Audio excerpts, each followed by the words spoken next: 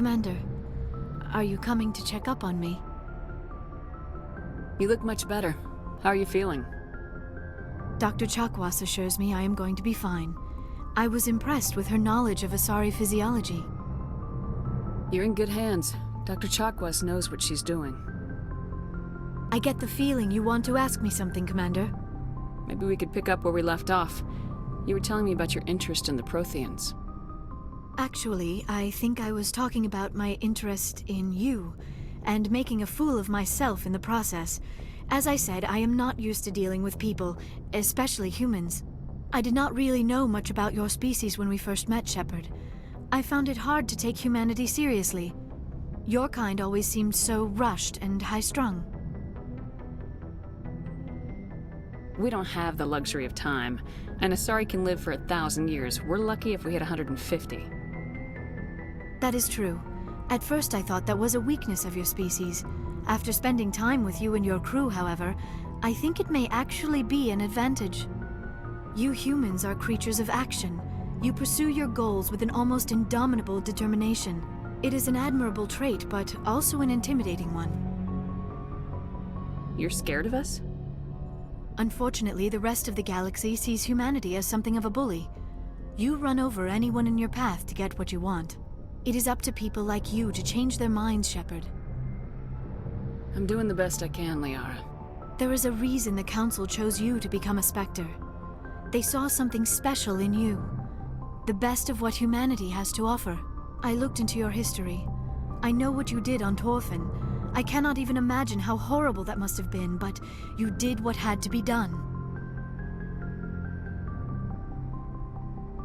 Why are you so interested in me?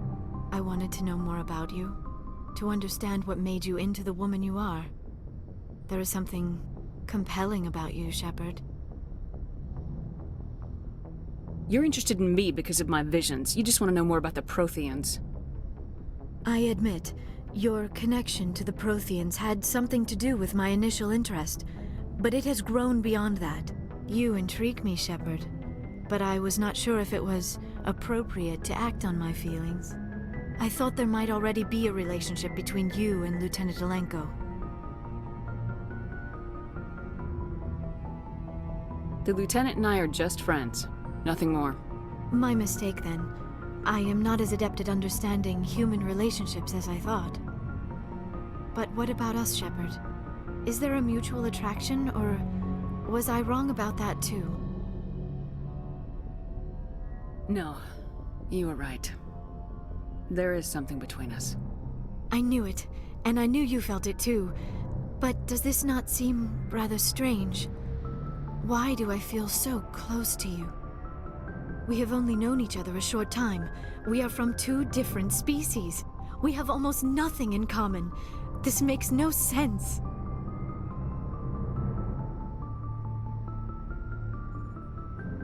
Quit thinking like a scientist. Logic doesn't work when it comes to relationships. Just let yourself get swept up in the storm. You make it sound so chaotic, so dangerous. A little danger makes things exciting. This is all a bit overwhelming. I am not used to this. You. I need some time.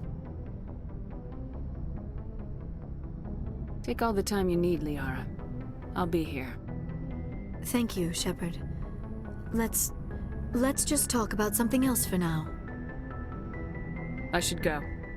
Goodbye, Shepard.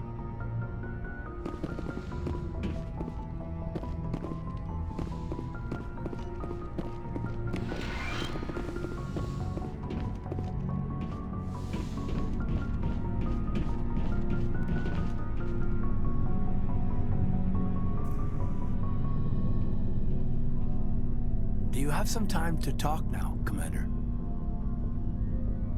Let's hear it, Lieutenant. I'm always open to my officers. We've played it pretty close to the book so far, but we're a long way from backup. We've got some tough calls to make. I'm just saying, try to leave yourself a way out. I've seen what cutting corners can do, and I'd hate to have that happen to you, Shepard. Commander.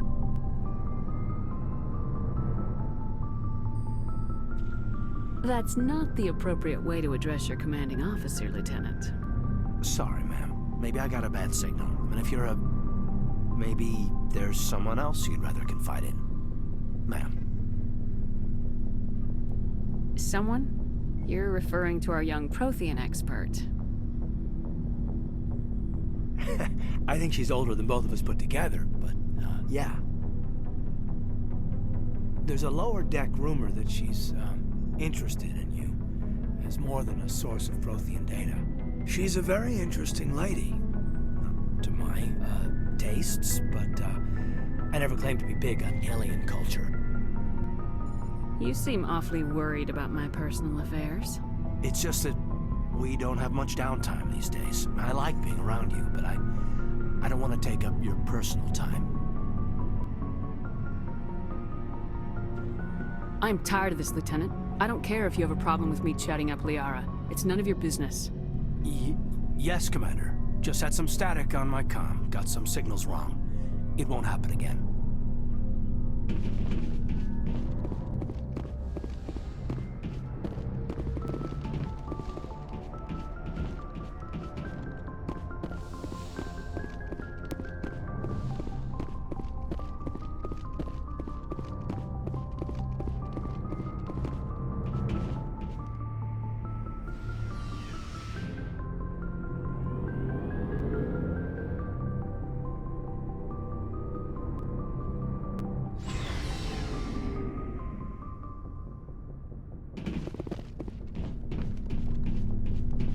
What do you want, Shepard? Why did you become a mercenary? Lots of reasons. Such as? Such as, I needed to get out of our system. I needed to eat. I needed to survive. Why not stay and help your people? I tried to help. That's why I had to leave. What happened? I was betrayed. I was head of a small tribe. We were trying to restore order after the war, but the other tribes were against us. They followed Jared, one of the few warlords who survived the war with the Turians. But he was old, and so were his ideas. He wanted to continue the war. He wanted us to fight. Turians, Solarians, each other. It didn't matter who, as long as we were fighting. What did you want? I just wanted Jared to shut up, to stop his ranting. I wanted him to stop leading the tribes astray. But he couldn't understand how much things had changed. We didn't have the numbers to go to war. Even if we did, the genophage made sure we couldn't replenish our numbers fast enough. I told them all to forget about war. We needed to focus on breeding, at least for one generation. And for a while, we were getting through. Some of the tribes started coming around. I take it the warlord didn't appreciate that. No, he didn't. He arranged a crush with the tribes, a meeting on neutral ground. He wanted to talk. We met at the Hollows, near the graves of our ancestors. The skulls of our dead laid bare to remind us where we come from, and where we all go. It's as sacred as any Krogan place can be. Violence is forbidden. Sounds like a trap to me. You must have suspected as much. I did. But when your father invites you to a crush, well, there are some laws that even we hold sacred. Jared was your father? He was, until that day. We talked, but we didn't get anywhere. When it was clear that I wouldn't join him, he gave the signal. His men leapt from the graves of our ancestors like Krogan undead. The few that were loyal to me died quickly. I escaped with my life, but not before I sank my dagger deep into my father's chest. That is why I left, and that's why I'll never go back. So long, Rex. Shepard. Shepard. Rex?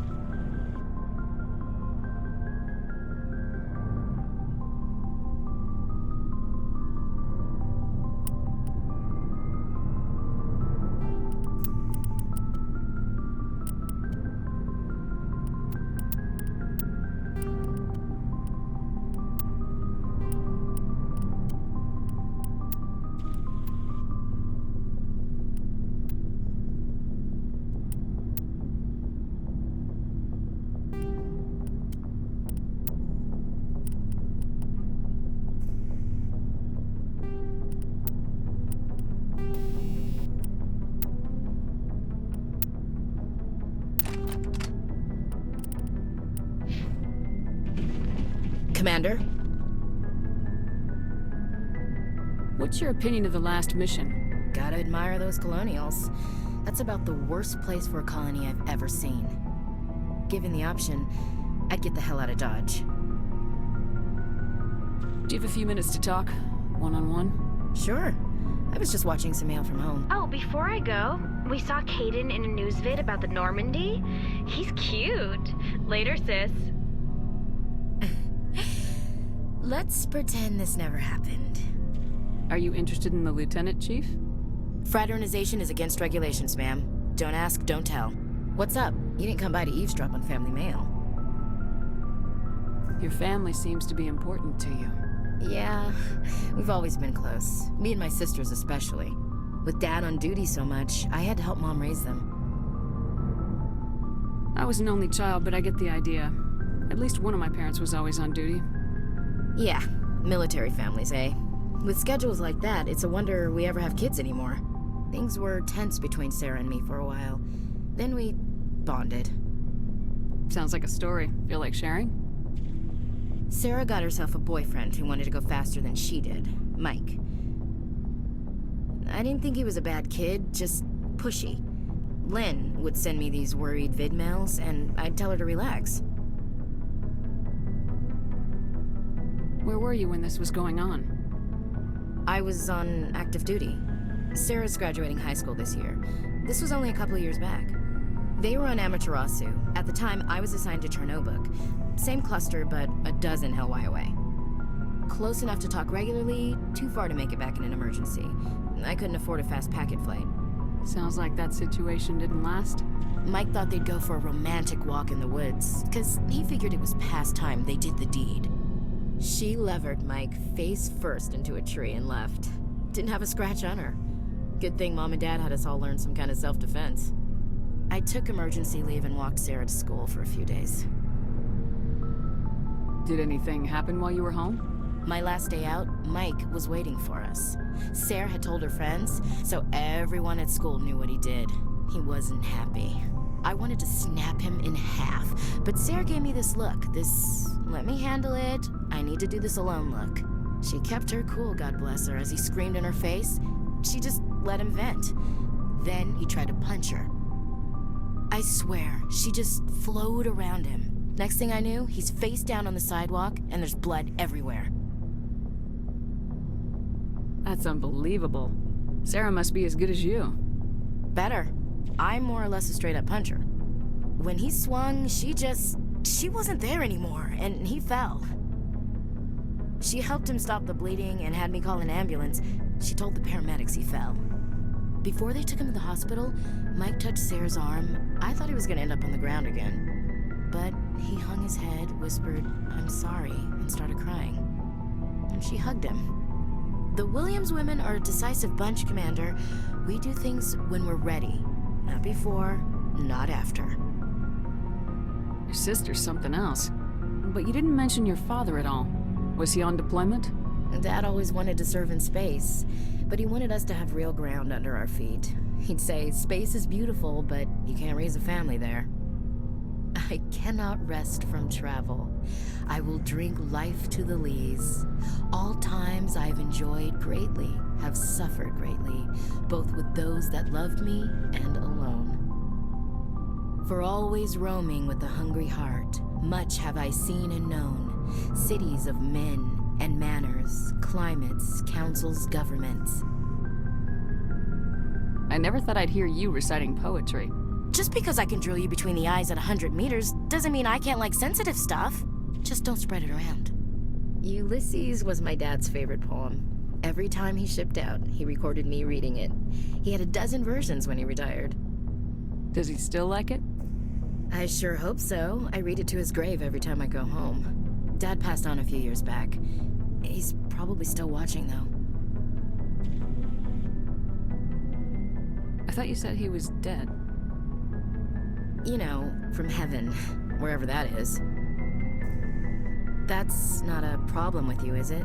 That I believe in God? Everyone has the right to believe what they want. Says so in the Alliance Charter, only with fancier words. I'm glad you're open-minded about it. I've met a few people who are really weirded out by my faith. Because I work in space, I can't believe in a higher power? Jeez. Hello, have you people looked out the window? How can you look at this galaxy and not believe in something? I should get back to my duties. Didn't mean to take up so much of your time. Dismissed, Chief. Ma'am.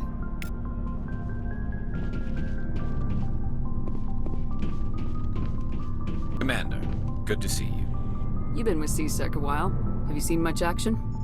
Well, not as much as you, but yeah, I've seen some interesting things. I bet you have. Anything in particular that stands out? I remember this Solarian geneticist I was sent to investigate. That case was a bit disturbing. What happened? Why were you investigating him? I was tasked with tracking black market trade on the Citadel. Most of it harmless, nothing I needed to pursue. But during the course of my investigation, I noticed an increase in the trade of body parts, organs mostly. We usually get a few of those, but not the numbers I was seeing. We weren't sure if there was a new black market lab or if some freak was harvesting organs from citizens. You've seen this before on the Citadel? Every so often, some lab sells unwanted parts through the black market, but they're not as bad as the psychos. I remember this one L-Corps diplomat we caught in my first year on the job. He was hacking people up and selling their organs, had the station in a bit of a panic. But this case wasn't that clear-cut. Turns out there was more going on than we first realized. So how did you figure out what was happening? First, we got a hold of a sample and ran DNA tests. The weird thing was, the match led us to a Turian who was still alive and was very convinced he'd never lost his liver. After a bit of digging, I discovered this Turian worked briefly for Dr. Salion, the geneticist. So I went to his lab hoping to find evidence of cloned organ development, but there was nothing. No Solarian hearts, no Turian livers, not one Krogan testicle. You're kidding, right? Why would anyone want Krogan testicles? Some Krogan believe that testicle transplants can increase their virility, counteract the effects of the genophage. It doesn't work, but that doesn't stop them from buying. They'll pay up to 10,000 credits each. That's 40,000 for a full set. Somebody's making a killing out there. What'd you do about the geneticist? I brought in some of his employees for interrogation, to see if I could get them to talk. While I was interviewing one of them, I came across something suspicious. You mean threatening? Was that really necessary? Maybe, maybe not. Either way, it paid off. One of my detainees started bleeding profusely during the interview. We offered to patch him up, and he got frantic, freaked out. I ordered a full exam to find out what was going on. Our medics found incisions all over his body, some of them fresh. That was our big break. These people weren't just Dr. Salion's employees. They were test tubes. Walking, living test tubes.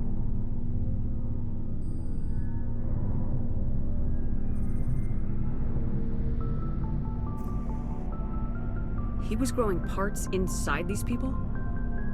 Exactly. He cloned their organs right inside their own bodies. Then he harvested them and sold them off. Most of the victims were poor. He'd pay them each a small percentage of the sales, but only if the organs were good. Sometimes an organ wouldn't grow properly, so he'd just leave it in them. Most of them were a mess, but only on the inside, hidden so nobody could see it. I hope he got what he deserved. That's the worst part. We never caught him. Why not? What the hell happened? He ran, blew his lab, grabbed some of his employees, and headed for the nearest space dock. By the time I found out, his ship was already leaving. He threatened to kill his hostages if we tried to stop him. But you went after him anyway, right? I ordered Citadel Defense to shoot him down, but CSEC headquarters countermanded my order. They were worried about the hostages, worried about civilian casualties if the ship was destroyed so close to the Citadel. I told them those hostages were dead anyway. He just used them to make more organs. But they wouldn't listen. No wonder you hated it there. Those idiots just let him fly away. Yes, they did. I went to Palin and told him what I thought of him and his policies. He said if I didn't like it, I could quit. Well, I almost did. All they had to do was disable that ship, stop him from running. Maybe the hostages die, maybe they don't, but at least we stopped the bastard responsible for it all. A few casualties is a small price to pay to stop someone like that. Yeah, exactly. I mean, those hostages might be wishing they'd died by now anyway. Just wish I could have stopped him. That's all. Do you have any idea what happened to Dr. Salian? I sent out feelers from time to time, hoping to find something. I thought I'd found him a while back. He changed ships and changed his name to Dr. Hart, his idea of a joke, I guess. I told the military, but they weren't convinced it was him. I got the transponder frequency for his new ship, but I just can't get anyone to check it out. I'll check out the coordinates when I get a chance. I was hoping you'd say that. But Commander, take me with you when you go. If it's Salion, I want to be there when you find him.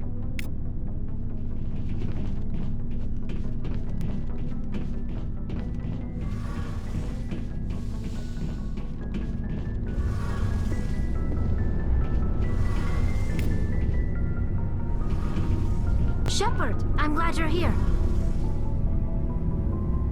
Good to see you smiling again, so to speak. I'm sleeping much better now. I guess I'm getting used to how quiet your ship is. I still think a lot about my pilgrimage, though. I know Starin's our top priority, but with all the worlds we go to, I was hoping to find something to bring back to the flotilla. What are you hoping to find? Usually, people bring back something like a derelict ship we can use for salvage. But I need something bigger. There's a lot expected of me. What's so special about you? It's my father. He's the senior member of the Admiralty Board. He's one of only 5 people who can overrule the decisions of the Conclave for the good of the migrant fleet. My father is responsible for the lives of 17 million people. Our entire race is in his hands, and I'm his only child. So are you some kind of heir to the Quarian throne or something? No, it doesn't work that way. My father's position isn't hereditary. I'll probably never serve on the Admiralty Board myself. Officially, I'm just the same as any other citizen. But it doesn't work that way in practice. People have always treated me differently because of who my father is. That must be tough on you. My people place a high value on family and ancestry. There's an unspoken expectation that I'll live up to my father's example. Everyone's waiting for me to do something great on my pilgrimage. Something that will forever change our lives for the better. If I don't, it's like I failed, and that reflects badly on both me and my father. The work you're doing here is more important than anything any Quarian's ever done before. Yes, I know. But you have to understand Quarian culture. We're a very insular society.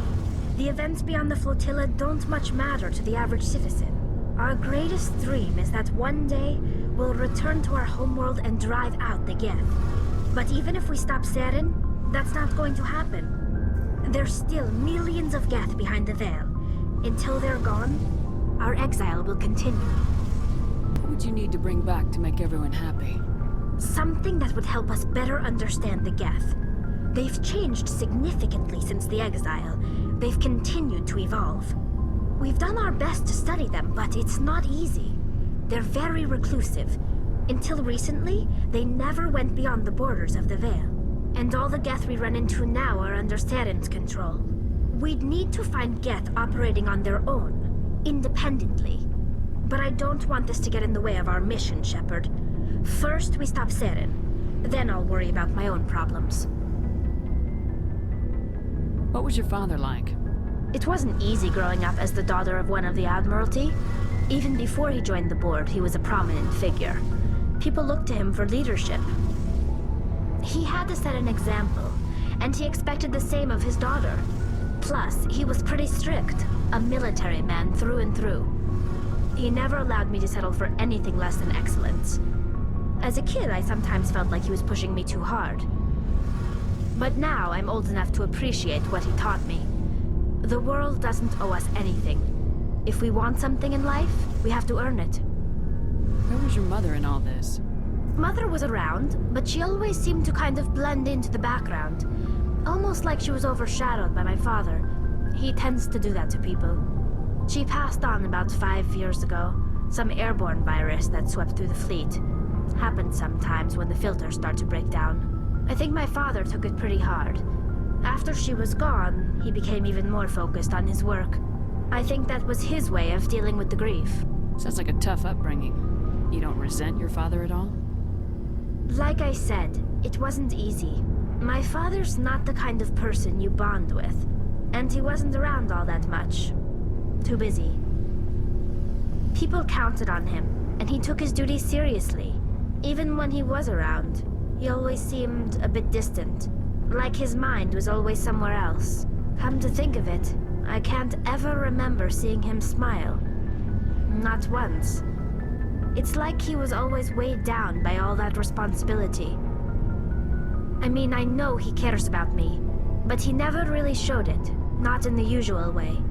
I guess the best thing I can say about my father is that I respect him. I want to talk about something else. Like what? I should go. See you later. Something I can do for you, Commander. Carry on, Adams. Aye, aye, Commander.